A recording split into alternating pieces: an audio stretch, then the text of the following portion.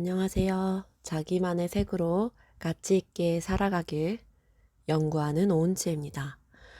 오늘도 살며 사랑하며 배우며 레오 버스카글리아 님의 책을 읽어볼 거고요. 제가 많이 접어놓은 부분이 있어서 오늘은 이 부분을 같이 낭독, 같이 읽어보려고 합니다. 파트 3이고요. 빛이 있는 곳으로 라는 소제목이 있습니다. 여기에 간단한 문구가 적혀 있는데요. 진정한 지혜란 무엇일까? 내 머릿속은 텅 비어 있고 나는 어디서든 초심자에 불과하며 이 세상에는 내가 알고 있는 것보다 알아야 할 게 100배는 많다고 말하자. 그것이 바로 지혜의 시작이다. 라는 말로 파트 3이 시작되고 있습니다.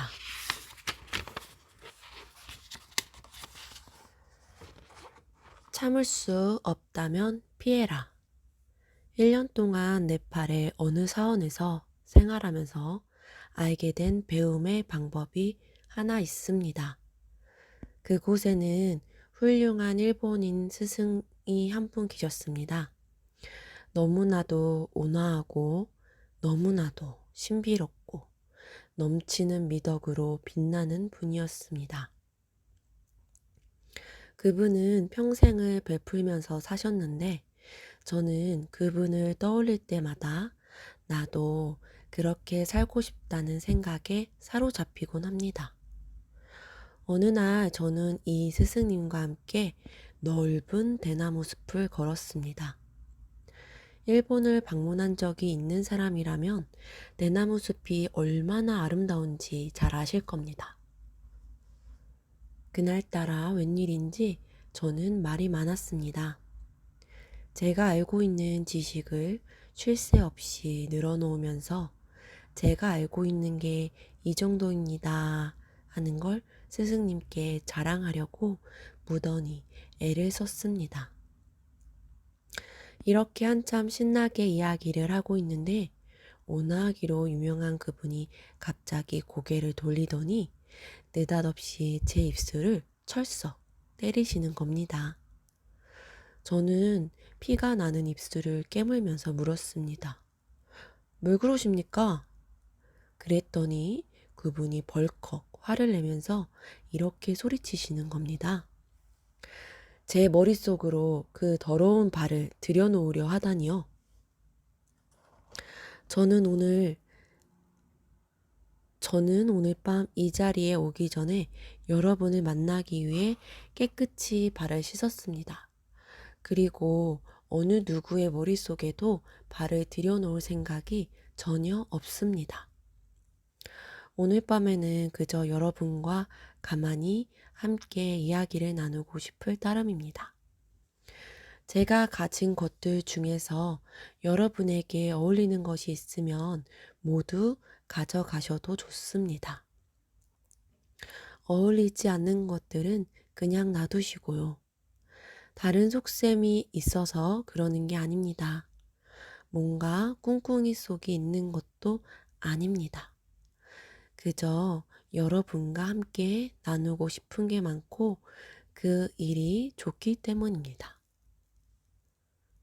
이 말도 참 공감이 가네요. 그런 말이 있어요. 욕조 속에, 아이를 싣는 욕조 속에 있는 모든 것을 담으려 하지 말고, 버릴 건 버리고, 아이만 건져라. 이제 이런 문구가 갑자기 떠오르는데, 이 말은 즉슨, 우리가 모든 것이 주어지지만, 거기서 내가 필요한 것만 건져서 올리라는 그런 내용의 문구였어요. 그래서 저도 이런 지혜가 굉장히 필요하다라고 생각을 합니다. 요즘은 특히나 더욱이요. 왜냐면 굉장히 좋은 정보가 많고, 그리고 논리적으로 말하시는 분들도 너무 많고, 하지만 그 안에서 모든 게 다 나랑 맞을 수는 없다라는 이야기를 저는 항상 드리고 싶어요. 저는 옛날에는 그 자기계발서적 굉장히 중독자였는데, 거기서 나오는 대로 다 해보려고 했어요. 어, 다 해보려고 했고, 그 내용과 똑같이, 꼭 그 사람과 똑같이. 근데 이제 그렇게 하다가 계속 실천을 하다 보니까, 아, 이 부분은 나에게 맞구나. 또 이 부분은 나에게 안 맞구나. 라는 이게 굉장히 중요하다라고 생각이 들었거든요. 그래서 어떤 정보를 접하셨을 때 그게 진짜 내가 굉장히 좋아하고 존경하는 분이어도 나에게 적용할 수 있는 적용점? 이거를 빨리 가려내서, 그래서 저는 좀 빨리 해보고 거기서 내가 빨리 해본 다음에 나한테 맞는 부분은 빨리 내 것으로 만들고 아닌 부분은 빨리 버리는 것이 좋다라고 생각해요. 그 부분은 이제 그 어떤 지식을 전달해 주신 분은 그 모든 것이 본인에게 적합한 옷이고 맞을 수 있겠지만 나에게는 맞지 않을 수 있다라는 점, 제가 이제 자기계발서적을 보다가 굉장히 많이 느꼈던 부분입니다. 자, 그 다음 부분. 나에게 정말 소중한 것. 저는 우리가 헤어지기 전에 모두에게 뭔가를 나누는 기회가 있기를 바라고 있습니다. 제 책을 접하시는 분들이라면 제가 사랑을 배우는 것이라는 믿음의 신봉자라는 사실을 잘 아실 겁니다. 물론 인간은 누구나 사랑할 수 있는 잠재력을 가지고 태어납니다. 하지만 잠재력이라는 게 항상 그렇듯이 애써 개발하지 않으면 끝까지 묻혀 있게 됩니다. 여러 번 강조하지만 저는 강의를 통해 뭔가를 가르치려는 게 아닙니다. 그저 안내자 역할을 할 따름입니다. 수업을 할 뿐이죠. 저는 강의를 듣는 사람들을 보며 배웁니다. 모두들 함께 배우는 겁니다. 사랑을 배우는 것이기 때문에 여러분 각자가 다른 사랑의 방식을 배웠을 겁니다. 그러니 제가 여러분을 가르치는 만큼 여러분도 저를 가르칠 수 있습니다. 사랑의 본질이 나눔인 것도 바로 그런 이유에서입니다. 저는 정신과 의사가 아니라 교육자입니다. 다른 걸 배우고 싶다는 열의만 있으면 현재 나이나 과거에 알고 있던 지식과는 관계없이 무엇이든 새롭게 배울 수가 있습니다. 그래서 희망과 기쁨이 있습니다. 예전에 받은 상처를 떠올리거나 지금까지 사랑을 잘못 배웠다거나 외로워서 죽겠다며 투덜거릴 필요가 없는 겁니다. 얼마 전에 재미있는 일을 겪었어요. 저는 전국 방방 곳곳으로 다니는 일이 많은데 그럴 때마다 일을 산더미처럼 들고 갑니다. 홀로 조용히 보낼 수 있는 시간이 그때뿐이기 때문입니다. 사람이 먼저, 일은 나중에. 이것이 제가 정한 원칙입니다. 때문에 사무실에 있다 보면 조용할 시간이 없습니다. 집에 있어도 전화가 계속 울리고 손님이 끊이지 않습니다. 하지만 비행기에 올라타면 나만의 사무실을 갖는 것이나 다름이 없습니다. 비행기를 타고 구름 속으로 숨으면 저를 알아보는 사람이 아무도 없습니다. 그래서 저는 항공기 좌석을 예약할 때는 일이 많으니 옆자리를 좀 비워달라고 부탁하곤 합니다. 승객이 많지 않으면 소원대로 옆자리까지 차지할 수가 있습니다. 저는 그 자리에 이것저것 늘어놓고 일도 하고 생각도 합니다. 그러다 일이 다 끝나면 창밖을 구름을 쳐다보면서 불가사의하고 신비로운 우주를 상상하기도 합니다. 하루는 빈자리를 사이에 두고 보석과 아름다운 옷으로 치장한 매력적인 중년 여성과 자리를 나란히 한 적이 있습니다. 그녀는 일감을 늘어놓는 제 모습을 물끄러미 쳐다보고 있었는데 제게 말을 걸고 싶어 한다는 걸 느낄 수 있었습니다. 저는 속으로 이렇게 생각했습니다. 어쩌지? 저 여성과 이야기를 나누고 싶긴 하지만 시험지 채점도 해야 하고 논문도 읽어야 하는데. 그러다 그녀가 먼저 입을 열었습니다. 무슨 일을 하시는 분인지 알겠네요. 무슨 일을 하는 사람으로 보이세요? 변호사 아니세요? 아닌데요. 그럼 선생님이세요? 네, 맞습니다. 선생님이에요. 그녀는 정말로 훌륭한 일을 하시네요. 라고 말했고, 저는 다시 일을 시작했습니다. 하지만 계속해서 입을 여는 그 여성을 보면서 저는 갑자기 이런 생각이 들었습니다. 내가 지금 뭘 하고 있는 거지? 사람이 먼저라고 늘 입버릇처럼 말하던 나잖아. 그게 진심이었다면 내가 필요하다는 저 여성을 모른 척하면 안 되지. 나하고 이야기를 하고 싶어 하는 눈치인데. 잠깐 이야기를 나누다가 할 일이 많다고 양해를 구해야 하지. 뜻대로 되지는 않았습니다만 아무튼 그건 신기한 경험이었어요. 그녀가 마치 본물 터지듯이 온갖 이야기를 늘어놓기 시작했거든요. 가끔은 가장 친한 사람에게도 하지 않는 이야기를 난생 처음 보는 사람에게 털어놓을 때가 있습니다. 그녀는 우리가 로스앤젤레스에서 헤어진다는 걸 알고 있었어요. 그리고 우리가 다시 만날 가능성이 거의 없는 사이라는 것도 알고 있었습니다. 그럼에도 그녀는 가슴속 이야기를 털어놓으려고 마치 오랫동안 기다려온 여인처럼 한꺼번에 많은 말을 쏟아놓았어요. 제게 나이가 넷이랍니다. 지금 바하마에서 오는 길이죠. 재미있으셨어요? 아니요, 끔찍했어요. 혼자 가셨어요? 네, 그러셨군요. 전 지금 제 자신을 차분히 정리하고 있는 중이에요. 아, 그러세요?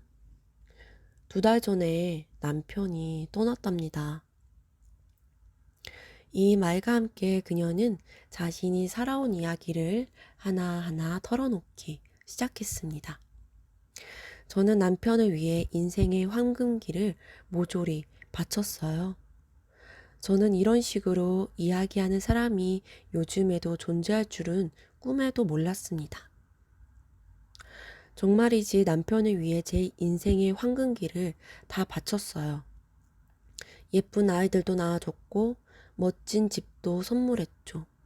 어찌나 청소를 열심히 했는지 집안에 먼지 하나 보이지 않을 정도였답니다. 아이들은 한 번도 지각을 한 적이 없고 요리 솜씨도 좋아서 집에 남편의 손님이 끊일 날이 없었죠. 저는 남편이 원하는 곳이라면 어디든지 날아갈 준비가 되어 있었죠. 이렇게 끝도 없이 계속되는 이야기를 들으면서 차츰 그녀가 불쌍하다는 생각이 들었어요. 그녀가 그토록 소중하다고 생각하는 일들은 따지고 보면 모두 다 남편 혼자서도 얻을 수 있었던 것들입니다. 그녀는 남편에게 자신의 가장 소중한 부분을 주지 않았던 게 분명합니다. 자기 안에 숨어 있는 진정한 자아를 말입니다. 맛있는 음식을 만들어 줬다고 했지만 그건 고급 식당에 가면 얼마든지 먹을 수 있습니다. 집안에 먼지 하나 없었다고 하지만 그건 가정부를 고용하면 됩니다. 음, 아주머니, 자신을 위해서는 무슨 일을 하셨나요? 저는 진지하게 이렇게 묻지 않을 수 없었습니다. 그녀의 대답이 곧 이어졌어요. 나 자신을 위해 일을 하다니, 그게 무슨 말씀인가요? 아주머니 자신을 위해서는 무슨 일을 했느냐는 거죠. 나 자신을 위해서는 아무것도 할 시간이 없었어요. 잠시 침묵이 흘렀고 제가 다시 입을 열었습니다. 그럼 어떤 일을 해보고 싶으셨죠? 도자기를 구워보는 게 꿈이었어요. 정말로 도자기를 구워봤더라면 얼마나 좋았을까요? 그게 얼마나 소중한 일이었는지를 그녀는 몰랐던 것입니다. 제가 그녀를 불쌍하다고 말한 이유는 소중하다고 착각했던 일에 평생을 소진했기 때문입니다. 그녀는 자신의 역할을 충실히 수행했지만 그 역할에 파묻혀 살아온 나머지 자아를 잃어버렸습니다. 그리고 이야기는 이렇게 진행됩니다. 먼지나 깨끗한 이불 따위에는 관심도 없는 발랄한 회사 여직원과 사랑에 빠진 남편. 그날 우리는 우리 삶에 있어 진정으로 소중한 일이 과연 무엇인지를 놓고 오랫동안 이야기를 나눴습니다. 그녀는 끝내 눈물을 흘렸고 저도 눈물을 흘렸습니다. 그런 다음에 우리는 잠시 꼭 껴안은 채로 있다가 각자의 길을 갔습니다. 나한테 정말로 소중한 게 무엇일까? 나의 진가는 과연 무엇일까?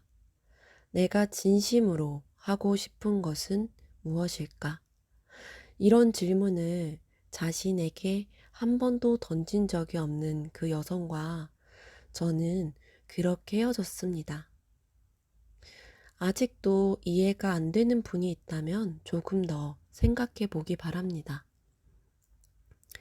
사랑에 빠진 사람은 제일 멋진 내 모습을 선물하고 싶게 마련입니다. 이 말은 사랑하는 사람을 위해서라면 내 안의 모든 신비로움과 개성을 개발해야 한다는 뜻입니다. 그런데 왜 자기 자신한테는 그렇게 하지 않을까요? 지금 여기 앉아 있는 분은 하나같이 독특한 개성을 가진 개체입니다. 정말로 신기할 정도예요. 세상에 똑같은 사람은 아무도 없습니다. 모두가 저마다 다릅니다. 비행기에서 만난 그 여성이 자신만의 개성을 일찌감치 깨달았더라면, 그것을 개발하는 방법을 배웠더라면 얼마나 좋았을까요?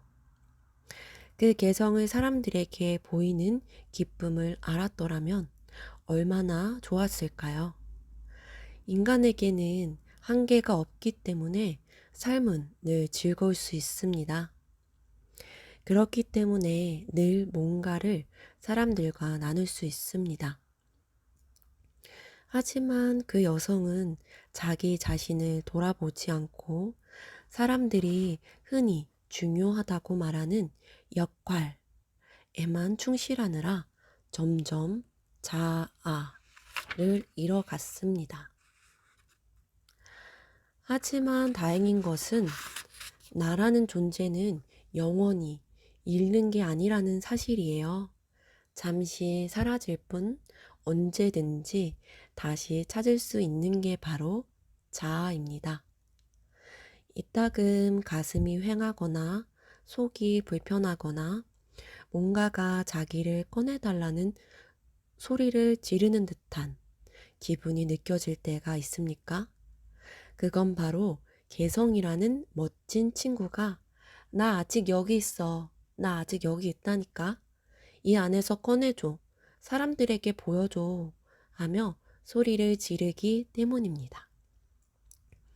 이 소리가 들리면 정말로 소중한 게 무엇인지 조금 깨닫게 되었다는 뜻입니다.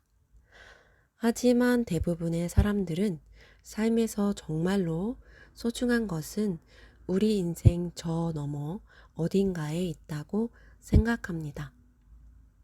절대로 내 안에 있을 리가 없다고 단정하면서 평생 그것을 찾기 위해 방황합니다.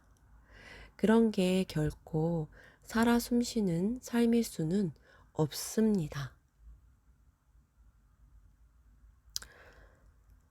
이 부분 좋은데요. 나라는 존재는 영원히 있는 게 아니라는 사실. 언제든지 다시 찾을 수 있다. 라는 거죠. 저도 결혼하고 나서 저의 자아에 대해서 굉장히 혼란스러웠어요. 왜냐하면 이 책에서 나온 것처럼 역할에 충실했기 때문인데요. 지금은 이 저에게 있어서 저를 잃어버렸던 자아를 잃어버렸던 시간, 또 역할만 충실했던 시간이 상당히 고맙습니다. 왜냐면 사람은 이런 음, 자아를 잃어버림 또는 저는 고통이라고도 표현을 하는데요. 이런 것이 왔을 때 나를 진정으로 돌아보게 되거든요. 그래서 지금 뭔가 내가 나를 잃어버린 것 같다. 그리고 삶이 고통스러운 것 같다. 라고 생각하시는 분은 저는 오히려 그게 내 내면을, 내 자아를 성찰할 수 있는 정말 좋은 기회라고 생각합니다. 그래서 오늘은 여기까지 읽어볼 거고요. 다음 챕터가 소중한 모든 것은 내 안에 있다 라는 챕터인데 이것도 제가 항상 상담할 때 하는 말이거든요. 그래서 내일은 이 부분을 한번 읽어보면서 우리 지혜로우신 레오 버스카 글리아님께서는 또 어떤 지혜를 말씀하고자 하셨는지 한번 읽어보도록 하겠습니다. 그럼 오늘도 평온한 하루 되시고요. 들어주셔서 정말 감사합니다.